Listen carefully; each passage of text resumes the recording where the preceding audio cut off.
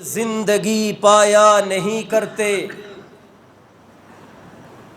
حقیقت میں وہ لطف زندگی پایا نہیں کرتے، جو یاد مصطفیٰ سے دل کو گرمایا نہیں کرتے۔ موحد جو ہیں وہ غیر اللہ کے آگے نہیں جھکتے، وہ پیشانی پہ داغ شرک لگوایا نہیں کرتے۔ ادب شرط محبت ہے، ادب معیار محبت ہے، جو بے ادب ہیں وہ گستاخی کا یارہ ہی نہیں رکھتے۔ ابو بکر و عمر عثمان و حیدر پھول ہیں ان کے، اور ان کے پھول صحرا میں بھی مرجایا نہیں کرتے۔ انتہائی قابل صد اکرام و تکریم میرے معزز بزرگوں، بھائیوں اور دوستوں، الحمدللہ ثم الحمدللہ، اللہ رب ذوالجلال کے فضل و احسان کے ساتھ آج ایک مرتبہ پھر رمضان المبارک کے اس مقدس مہینے میں، رمضان المبارک کے مقدس مہینے کے اس مقدس عشرے کی طاق رات جو کہ 27ویں کی رات ہے، اس میں اللہ تعالیٰ نے ہمیں اس ختم قرآن کی تقریب میں جمع فرمایا۔ قرآن مجید کے اس ختم کے موقع پر آپ تمام احباب کے جنہوں نے قرآن مجید سماعت کیا، میں انہیں خراج تحسین پیش کرتا ہوں اور دعا گو ہوں کہ اللہ تعالیٰ انہیں اجر جزیل عطا فرمائے۔ معزز سامعین، چونکہ رمضان المبارک کی بڑی بابرکت راتیں ہیں اور صبح کے وقت آپ نے تہجد کے ساتھ ساتھ سحری بھی کرنی ہوتی ہے، تو اس لیے اس وقت اس مبارک تقریب کو زیادہ طوالت دینا، طویل کرنا یہ مناسب نہیں ہے۔ انشاءاللہ موضوع کے حوالے سے 2-4 باتیں عرض کر کے دعا کریں گے کہ اصل مقصود یہی ہے کہ جب ختم قرآن کی تقریب ہو، وہاں جو دعا کی جائے اللہ تعالیٰ اسے قبول فرماتے ہیں۔ اللہ تعالیٰ جن انسانوں کے ساتھ محبت کرتے ہیں انہیں اپنی عبادت کی توفیق عطا فرماتے ہیں۔ اللہ تعالیٰ جن کے ساتھ خیر اور بھلائی کا ارادہ کرتے ہیں انہیں اپنے دین کی سمجھ بوجھ عطا فرماتے ہیں۔ اللہ تعالیٰ جن اہل ایمان کے ساتھ اپنے فضل و احسان کا معاملہ کرتے ہیں انہیں اپنے گھر میں جمع ہونے کی توفیق عطا فرماتے ہیں۔ وگرنہ کتنے ہمارے بھائی ایسے ہیں کہ جو اس وقت اللہ کے اس گھر میں ہمارے ساتھ موجود نہیں ہیں، اور کتنے ایسے ہیں کہ جنہیں اللہ تعالیٰ نے یہاں آنے اور جمع ہونے کی توفیق عطا فرمائی۔ اگر اس میں اللہ کی ہمارے ساتھ محبت نہ ہوتی تو ہم اللہ کی محبت میں یہاں جمع نہ ہو سکتے۔ اللہ تعالیٰ قرآن مجید کے اندر ایک مضمون بیان فرماتے ہیں کہ یا ایھا الذین آمنوا من یرتد منکم عن دینہ فسوف یأتی اللہ بقوم یحبہم ویحبونہ۔ اللہ تعالیٰ ارشاد فرماتے ہیں کہ اے ایمان والو، اگر تم اللہ رب العزت کے دین سے پھر جاؤ گے اور اس کے دین کا کام نہیں کرو گے تو اللہ تعالیٰ تمہارے بدلے میں ایسے لوگوں کو لے آئے گا یحبونہ ویحبونہم، کہ جن سے اللہ محبت کرے گا اور وہ اللہ سے محبت کریں گے۔ اس مضمون کے اندر دیکھا جائے تو اللہ تعالیٰ نے پہلے یہ بات ارشاد فرمائی کہ ان سے اللہ محبت کرے گا، اور بعد میں یہ بات ارشاد فرمائی کہ وہ اللہ سے محبت کریں گے۔ تو پتہ یہ چلا کہ اللہ تعالیٰ جس کے ساتھ محبت کرتے ہیں، جس کے ساتھ خیر اور بھلائی کا ارادہ فرماتے ہیں، جس کے ساتھ اپنی رحمتوں کا، اپنے فضل و احسان کا معاملہ کرتے ہیں، اسے ان محافل میں جمع ہونے کی توفیق عطا فرماتے ہیں۔ تو یہ اللہ کا بڑا فضل و احسان ہے، خصوصاً ان بھائیوں پر، ان نوجوانوں پر، ان بزرگوں پر، ان بچوں پر کہ جنہوں نے یہ پورا رمضان اللہ رب العزت کے فضل و احسان سے اس مسجد کو آباد کیا، اس مسجد کی رونقوں کو دوبالا کیا اور تراویح کے اندر قرآن مجید کو سماعت کیا۔ یقین جانیے کہ یہ اللہ کی محبت کے بغیر ممکن نہیں ہے۔ ایک بہت بڑے اللہ والے ہیں، انہوں نے ایک مرتبہ بازار سے ایک باندی خریدی۔ آج کل تو غلام باندی کا کنسپٹ نہیں ہے، اور اسلام میں بھی کسی کو غلام رکھنا یا باندی بنانا یہ پسندیدہ نہیں ہے۔ اس لیے اللہ تعالیٰ نے جتنے بھی کفارے ہمارے اوپر واجب فرمائے، ان میں اکثریت میں پہلے نمبر پہ یہ فرمایا کہ اس چیز کا کفارہ یہ ہے کہ غلام آزاد کرو، تاکہ انسان زیادہ سے زیادہ آزادی کے اندر رہے، غلامی کے اندر نہ رہے۔ لیکن اگر کوئی غلام رکھتا ہے، باندی بناتا ہے، تو شرعاً اس سے ممانعت نہیں ہے۔ تو جس وقت غلام اور باندیاں ہوا کرتے تھے، ایک اللہ والے نے ایک باندی کو خریدا، تو وہ باندی بھی بڑی پاکیزہ اور نیکوکار تھی۔ جب رات کا وقت ہوا اور تہجد کا ٹائم ہوا تو اس باندی نے وضو کیا اور اللہ کے حضور تہجد کے لیے کھڑی ہو گئی۔ نماز پڑھنے کے بعد وہ دعا کرنے لگی کہ اے باری تعالی، جو آپ کو میرے ساتھ محبت ہے، اس محبت کے وسیلے اور صدقے آپ مجھے جنت عطا فرما دیں۔ دعا سمجھ آئی اس کی کہ اے باری تعالی، آپ کو مجھ سے جو محبت ہے اس کے صدقے آپ میری مغفرت فرما دیں۔ وہ اللہ والے یہ سن رہے تھے، بستر سے اٹھے، اس کے پاس آئے اور اس سے کہنے لگے کہ تجھے تو اللہ سے محبت ہے، یہ تجھے پتہ ہوگا، لیکن تجھے اس بات کی کیا خبر کہ اللہ کو تجھ سے محبت ہے، جس کا واسطہ تو اللہ تعالیٰ کو دے رہی ہے۔ تو وہ باندی کہنے لگی، اے اللہ والے، کیا تجھے اس بات سے یقین نہیں آ رہا کہ اللہ کو مجھ سے محبت ہے؟ تو اسی لیے اس نے مجھے اپنے سامنے مصلی پہ کھڑا کر دیا اور تجھے سونے کے لیے چھوڑ دیا ہے۔ تو اللہ کو آپ سے محبت ہے، اللہ کی آپ پہ رحمت ہے، اللہ کا آپ پہ فضل اور احسان ہے کہ اس مادی دور کے اندر، اس فتنے اور فساد والے دور کے اندر آپ کو اپنی اولادوں کے ساتھ اپنے مبارک گھر میں جمع ہونے کی توفیق عطا فرمائی ہے۔ اور یقین رکھیں کہ یہ اللہ کے گھر میں جمع ہونا یہ اتنی بڑی شان اور فضیلت والا عمل ہے کہ اللہ تعالیٰ اپنی نورانی مخلوق فرشتوں کے سامنے فخر فرماتے ہیں اور یہ فرماتے ہیں کہ اے فرشتوں، مجھے بتاؤ میرے یہ بندے کس لیے جمع ہوئے؟ یا اللہ، آپ کا ذکر کرنے کے لیے، آپ کے دین کو سیکھنے کے لیے۔ باری تعالیٰ فرماتے ہیں جب یہ یہاں سے اٹھ کر جائیں گے میں ان سب کی مغفرت کر چکا ہوں گا۔ اور آج تو ویسے بھی 27ویں کی رات ہے کہ جس کے بارے میں اکثر فقہا اور علماء یہی فرماتے ہیں کہ زیادہ اقرب یہی ہے کہ یہ شب قدر کی رات ہو۔ دعا کرے کہ اللہ تعالیٰ آج کی رات شب قدر کی رات بنائے اور ہمیں 1000 مہینے کی عبادت کا ثواب عطا فرمائے۔ میرے بھائیوں، آج ہم قرآن مجید کے نام پہ جمع ہوئے۔ یہ وہ مبارک کتاب ہے، ایسی مبارک کتاب کہ اس کتاب کو چھونا اس کا الگ ثواب ہے،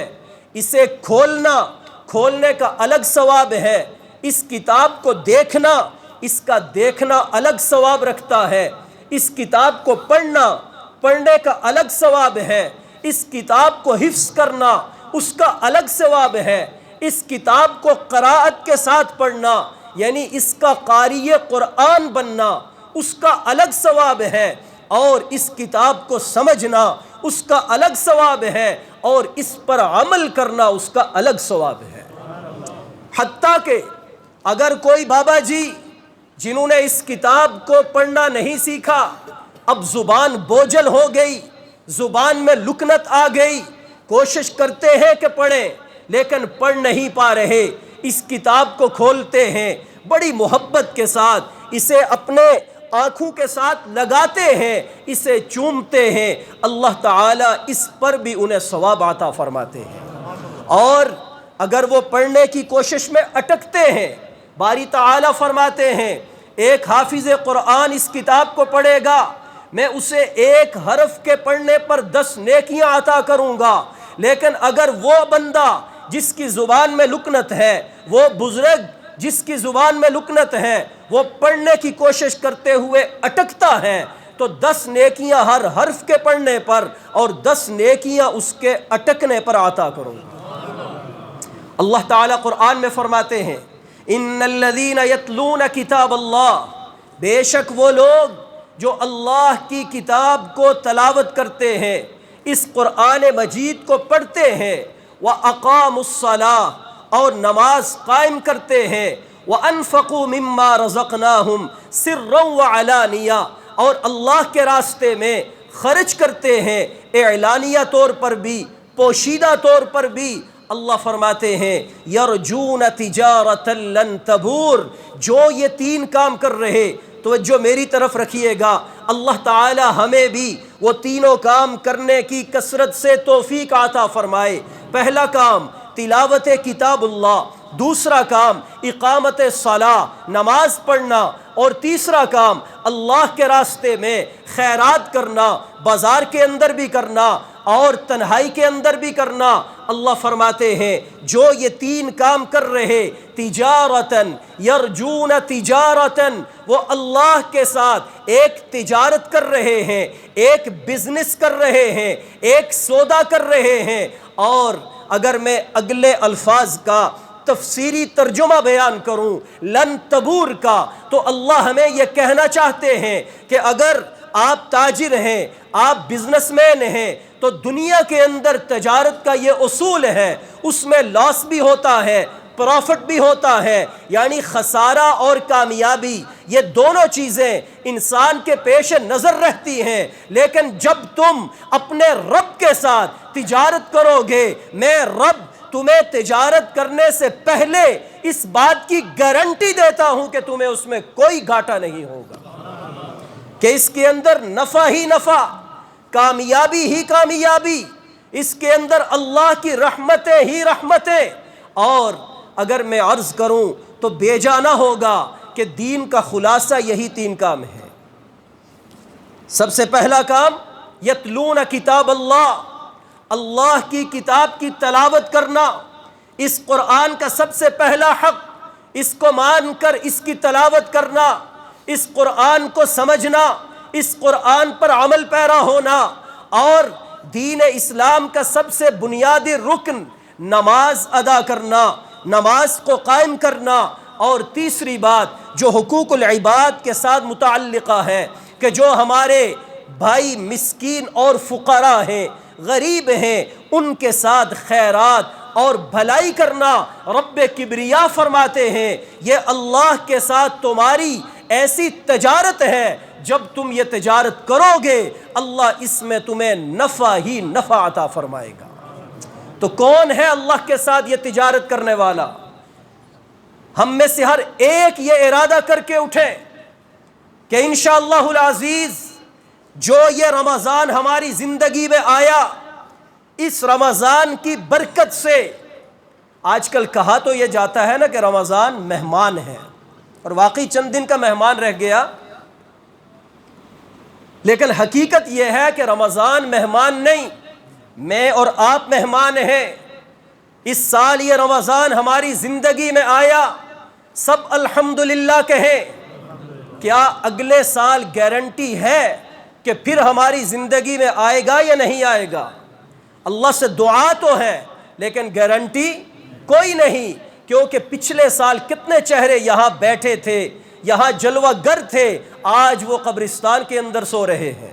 وہ مہمان تو چلے گئے، میزبان رمضان موجود ہے۔ اس لیے میرے بھائی، رمضان کا یہ آخری عشرہ، اس کی یہ آخری راتیں اور پھر طاق راتیں، ہم ان کے اندر ایسی اللہ کی عبادت اور اس کو راضی کریں، ایسا اللہ کے ساتھ ارادہ اور عہد کریں کہ اے باری تعالی اس رمضان کی برکت سے ہم تیرے ساتھ ان تینوں کاموں میں انویسٹمنٹ کر رہے ہیں، تجارت کر رہے ہیں۔ ان الذین یتلون کتاب اللہ، ہم آج کے بعد قرآن کی تلاوت نہ صرف خود کریں گے بلکہ اپنی اولادوں کو بھی قرآن کی تلاوت سکھانے کا، پڑھانے کا اہتمام کریں گے۔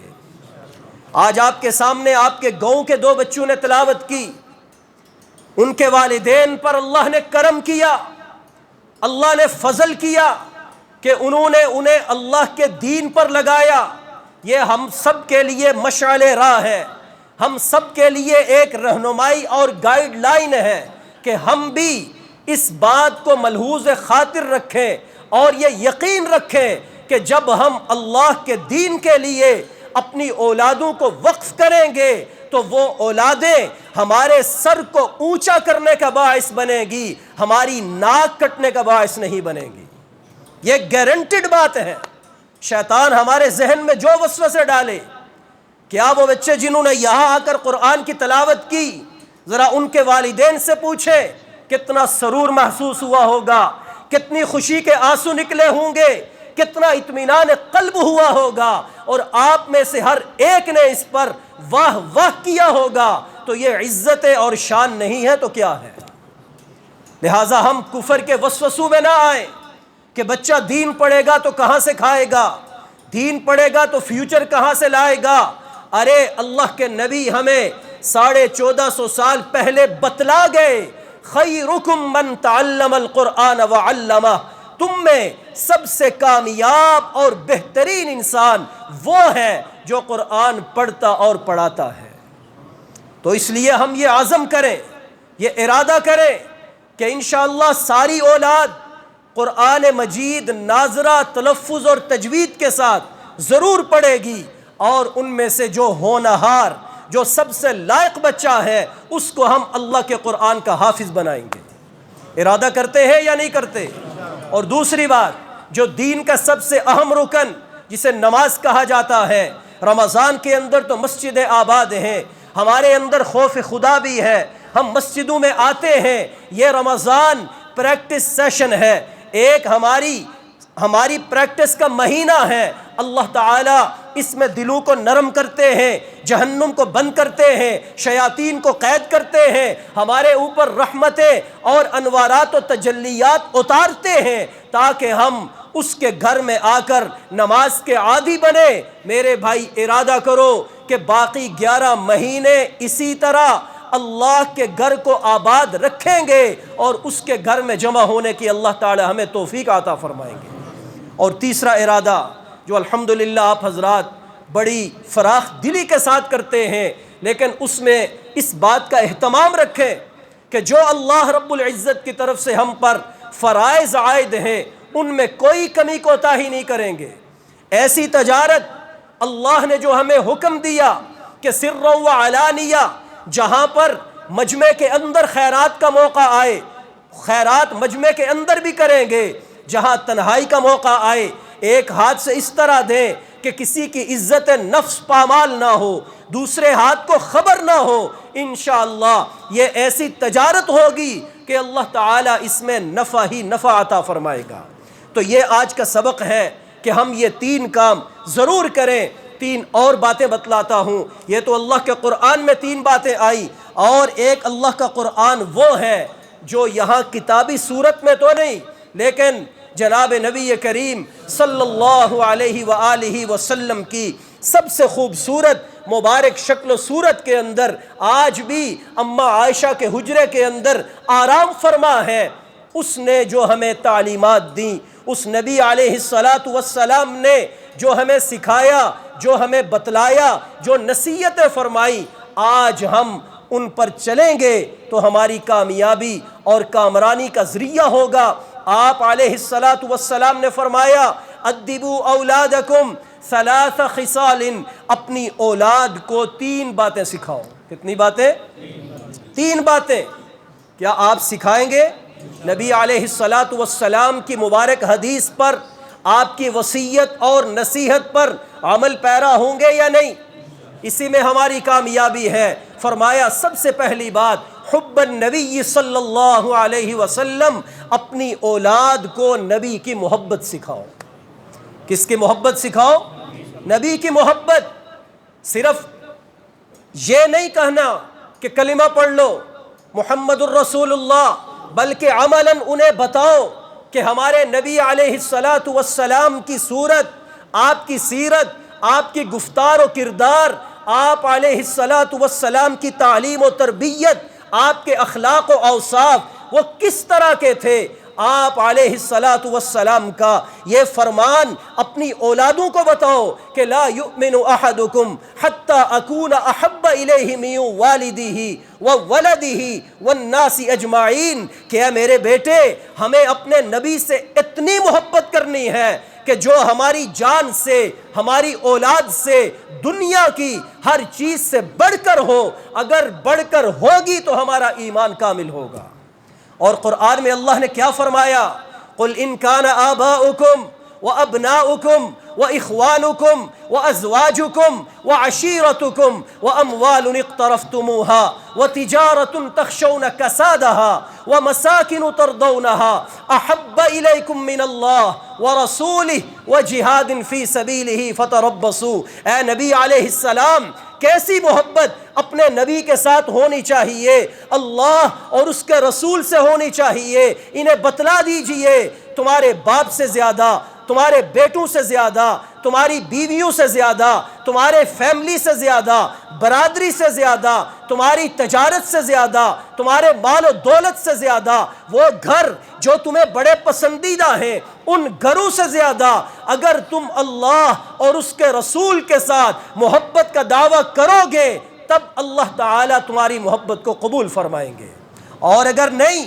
فتربصوا، اللہ تعالیٰ نے سورہ توبہ میں فرمایا پھر انتظار کرو اللہ تعالیٰ کے عذاب کا کہ وہ تم پر آ کر رہے گا۔ تو ہمیں یہ محبت ہونی چاہیے، ایسا نہ ہو کہ جب برادری کی بات آئے اور وہ اسلام سے ٹکرا رہی ہو تو ہم اسلام کو پیچھے کر کے برادری کو آگے کر دیں، جب حق کی بات آئے اور سامنے ہمارے رشتہ دار عزیز و اقربا ہوں تو ہم حق کو پیچھے کر کے ان کو آگے کر دیں۔ نہیں میرے بھائی، میرے نبی کی تعلیم یہ ہے کہ جو حق ہے اس کے ساتھ ہو جاؤ، میرے ساتھ محبت ہوگی، اور اسی طریقہ سے جو اللہ کا حکم آ گیا جب اس کی اطاعت کرو گے تو یہ میرے ساتھ محبت ہوگی۔ قل ان کنتم تحبون اللہ فاتبعونی، تو نبی کی اطاعت، نبی کی اتباع اور نبی کے پیچھے چلنا یہ نبی کے ساتھ محبت کرنا ہے۔ اگر صرف ہم نعرے مارتے رہیں، صرف ہم اپنی زبانوں سے نبی کے ساتھ محبت کے قصیدے بولتے رہیں، لیکن جب بات آئے عملی طور پر اس محبت کے دعوے کو پیش کرنے کی تو ہم ہاتھ باندھ کے چپ کھڑے ہو جائیں تو یہ نبی کے ساتھ منافقت تو ہے، یہ محبت نہیں ہے۔ اس لیے اگر ہمیں نبی کے ساتھ واقعتاً محبت ہے تو ہمیں نبی کے ہر حکم کو اپنے آگے رکھنا ہوگا۔ اور دوسری بات اللہ کے نبی نے فرمایا اپنی اولادوں کو اہل بیت نبی کی محبت سکھاؤ۔ اہل بیت نبی علیہ الصلاۃ والسلام کا گھرانہ، آپ علیہ الصلاۃ والسلام کے گھر والے، آپ کے بیٹے بیٹیاں، آپ کے نواسے نواسیاں، آپ کی ازواج مطہرات، اللہ تعالیٰ کے نبی نے فرمایا جس دل کے اندر اللہ کے نبی کے اہل بیت کی محبت نہیں ہوگی اس دل میں نبی کی محبت بھی نہیں ہو سکتی۔ مجھے ایک بات بتائیں، کوئی شخص کہے کہ مجھے آپ سے تو بڑی محبت ہے، آپ کے بیٹوں سے مجھے محبت نہیں ہے، میں انہیں اچھا نہیں سمجھتا،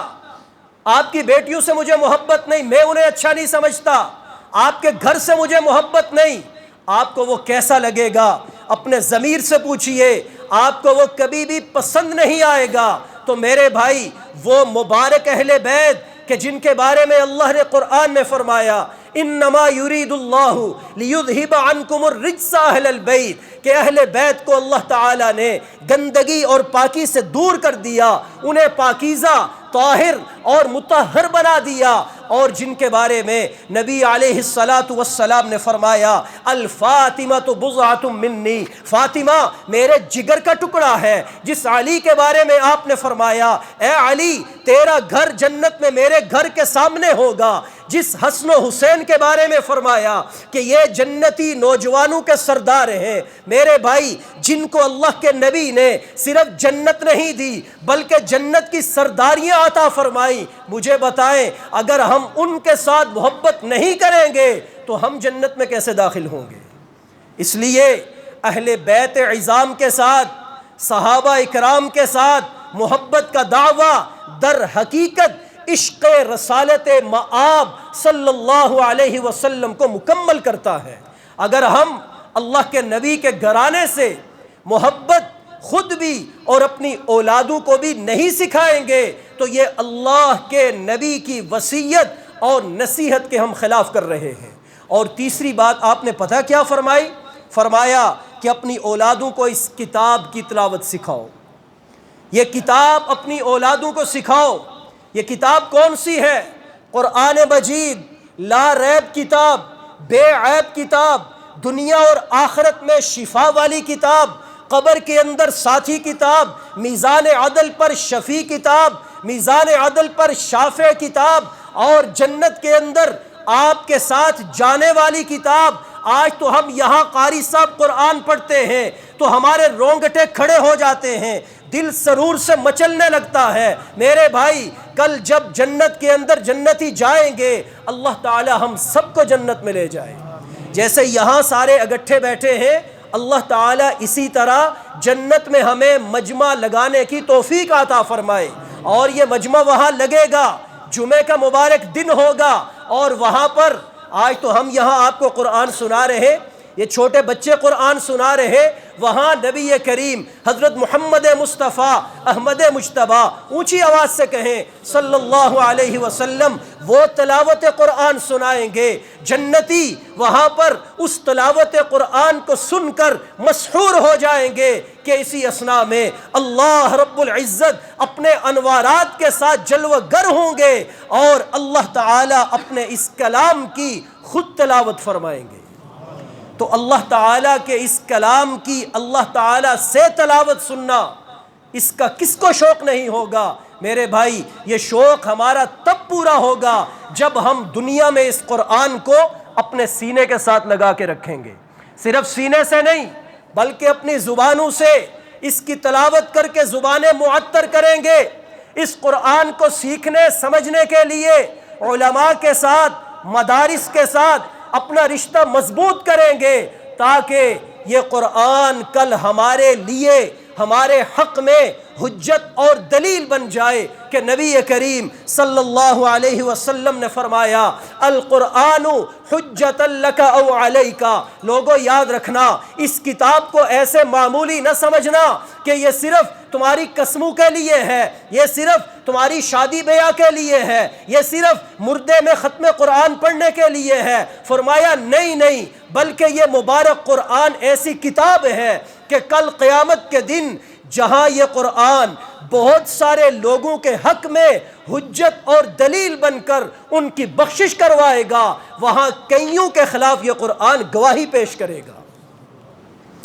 سبحان اللہ بھی کہنے کی بات ہے اور استغفر اللہ بھی۔ جو تو یہاں بیٹھے ہیں ان کے ساتھ اللہ کو محبت،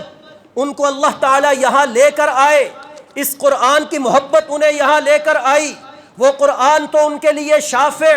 لیکن ہمارے وہ بھائی جو پورا رمضان مسجد میں نہیں آئے، پورا رمضان قرآن کھولنے کی انہیں توفیق نہیں ہوئی، پورا رمضان اللہ کے دین کی بات سننے کے لیے نہیں آئے، کئی تو ایسے کہ عید کے موقع پر بھی نہیں آئے، میرے بھائی ان کا فکر ہم نے کرنا ہے۔ اگر ہم ان تک دعوت نہیں پہنچائیں گے، ان کی فکر نہیں کریں گے، ان کو ہاتھ سے پکڑ کے مسجد نہیں لائیں گے تو کل اللہ تعالی ہم سے بھی اس بارے پوچھ سکتے ہیں۔ دعا فرمائیں کہ اللہ تعالی ہمیں اس قرآن کے ساتھ لو لگانے کی ایسی توفیق عطا فرمائے کہ کل قبر کے اندر اور حشر کے اندر یہ قرآن ہمارا شفیع اور ہمارا ساتھی بن جائے۔ اور نبی علیہ الصلاۃ والسلام نے یہ بات بھی ارشاد فرمائی کہ صرف یہ قرآن نہیں بلکہ وقال الرسول یا رب ان هذا القوم القرآن مہجورا۔ اللہ تعالیٰ کے رسول اللہ کے سامنے یہ شکوہ کریں گے، شکایت کریں گے کہ اے رب، میری اس قوم نے، میری اس امت نے میرے دنیا سے جانے کے بعد اس قرآن کو چھوڑ دیا تھا۔ ہم اپنے آپ سے یہ سوال کریں کہ ہم اس قرآن کو کتنا پڑھتے ہیں۔ چلو رمضان میں تو توفیق ہوتی ہے کسی نہ کسی درجے میں، باقی 11 مہینے کون خوش نصیب ہے جو یہ کہے کہ روزانہ صبح جب تک میں اس قرآن کی تلاوت نہ کروں میں گھر سے باہر نہیں نکلتا، میں کام پہ نہیں جاتا۔ اپنا یہ معمول بنائے کہ فجر کی نماز جماعت کے ساتھ اور فجر کی نماز کے متصل بعد یا جب موقع ملے اس قرآن کی تلاوت روزانہ کی بنیاد پہ کریں گے، اور اس قرآن کو سمجھنے کی فکر کرتے ہوئے اپنی اولادوں کو حافظ، قاری، عالم بنائیں گے، تاکہ ہمارے قرآن، ہمارے گھروں کے اندر اس قرآن کی تعلیم عام ہو جائے۔ جب یہ ہوگا تو نبی علیہ السلام بھی، یہ قرآن بھی ہمارے لیے شفاعت کرے گا۔ نہیں تو میرے بھائی، اللہ کی قسم ذمہ داری کے ساتھ یہ بات کر رہا ہوں، اگر اس قرآن کو آج پس پش ڈالا اور کل نبی علیہ السلام نے میرے اور تیرے لیے یہ شکوہ کر دیا تو یہ ہماری بربادی پر مہر لگ جائے گی۔ 19ویں سپارے کا پہلا رکوع آپ خود پڑھ لیں۔ وقال الرسول یا رب ان قوم اتخذوا هذا القرآن مہجورا،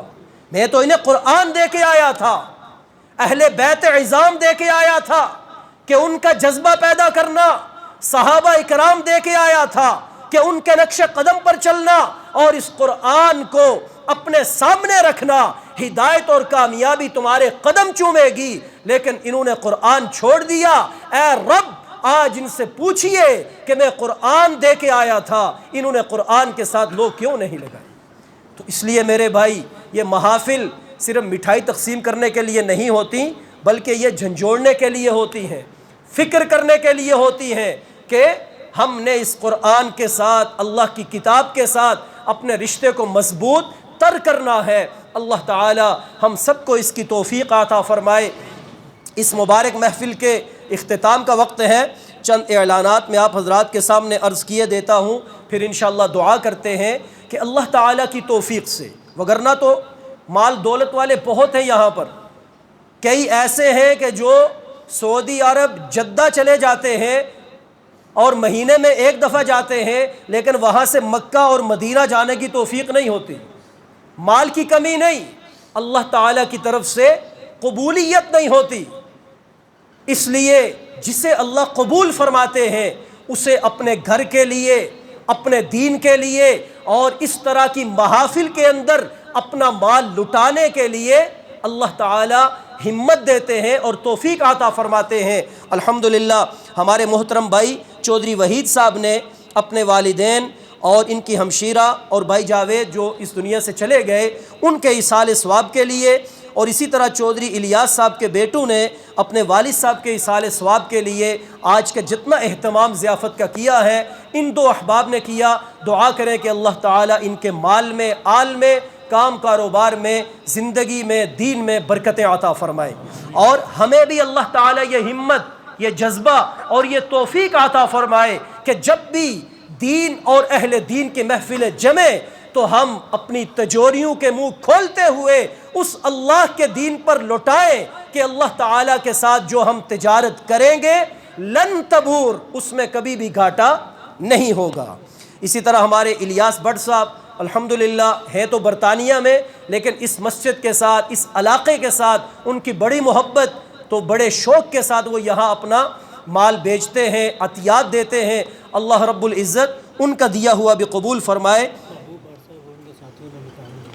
اور اسی طرح برطانیہ میں ہمارے یہاں کے ساتھی محبوب بٹ صاحب اور ان کی پوری ٹیم ہے، الحمدللہ پورا سال وہ مسجد کے معاملات کے اندر اور اسی طرح جتنے بھی خیرات اور دین کے معاملات ہیں، ویلفیئر کے کام ہیں، اس میں بڑھ چڑھ کے حصہ لیتے ہیں۔ اللہ تعالیٰ ان سب کا دیا ہوا قبول فرمائے۔ رمضان المبارک کے اندر ہمارے جن بھائیوں نے گاہے بگاہے یہاں پر افطاری کا اہتمام کیا، جن ساتھیوں نے یہاں افطاری تیار کی، اللہ تعالیٰ ان سب کو بھی اس کا اجر جزیل عطا فرمائے۔ اور آخر میں یہ اعلان ہے کہ دعا کے بعد آپ تمام احباب جہاں بیٹھے ہیں اسی طرح ادب کے ساتھ اللہ کے گھر میں اعتکاف کی نیت سے بیٹھے رہیں۔ انشاءاللہ یہاں جتنے معتکفین ہیں، اعتکاف کرنے والے ہمارے بھائی، وہ ضیافت لے کر آپ کے پاس خود پہنچیں گے۔ اللہ رب العزت ہمیں مسجدوں کا احترام کرنے، مسجدوں کو آباد کرنے اور مسجدوں کی رونق بننے کی توفیق عطا فرمائے۔ اب دعا فرما لیں۔